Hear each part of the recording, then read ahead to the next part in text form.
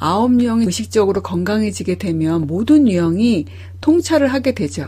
그 중에서도 4번 유형은 통찰이란 단어가 잘 어울리는 그런 유형인 것도 같아요. 제가 4번 유형을 설명할 때 4번 유형은 민감하다기보다는 섬세하다라고 설명을 했습니다. 그런데 사람들은 뭐라고 볼까요? 예민해, 민감해 라고 해요.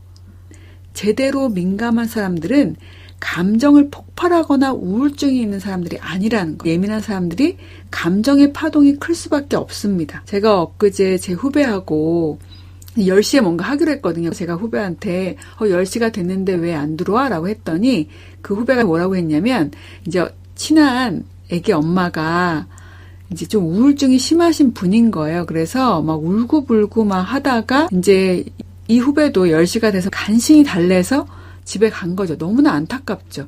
얼마나 힘들면 울음이 폭발되겠어요. 근데 그분은 4번 유형은 아닌 것으로 생각이 됩니다. 4번 유형은 아니지만 지금 어떤 상태인 거예요?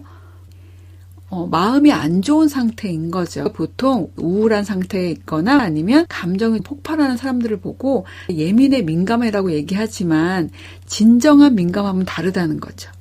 그래서 내가 감정이 컨트롤이 되지 않고 계속 다운되는 상황이 될 때는 내가 되게 예민한 사람인가?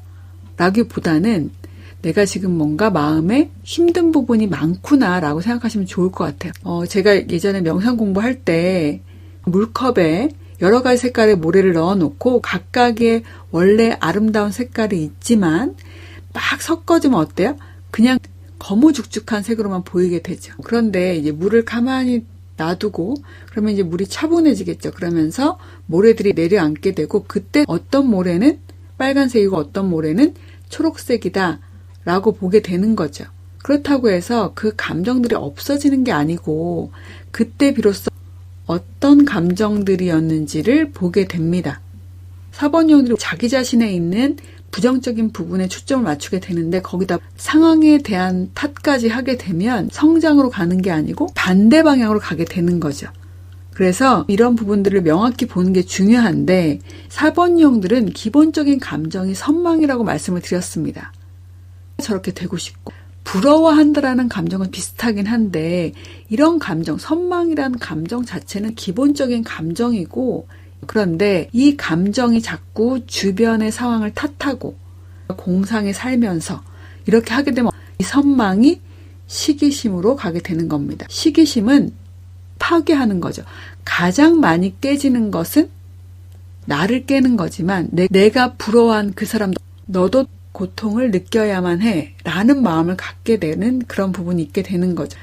그러니까 4번 유형들 이미 굉장히 멋있는 사람들인데 자기보다 조금 더 내가 가고 싶은 그 사람이 있잖아요. 그 사람과 나를 비교하게 되면 이 부분이 나중에는 시기심으로 갈 수 있다는 겁니다. 여러분 오늘도 들어주셔서 너무나 감사드리고요. 다음 시간에 뵙도록 할게요. 감사합니다.